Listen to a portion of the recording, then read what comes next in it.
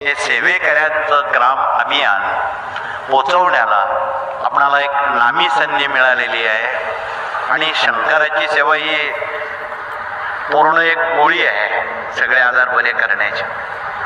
कुणी व्यसनाधीन असेल, कुणी आजारी असेल, असल्या लोकांना, कुणी हट्टी तापट असेल, कुणी चोरून व्यसन करणारे तुमच्या घरात सदस्य असतील, त्यांना जर 1-2 चमचे शंकराच्या पिंडीवर केलेल्या अभिषेकाचं तीर्थ दिलं, महिन्याभरात सुंठे वाचून खोकला जाईल.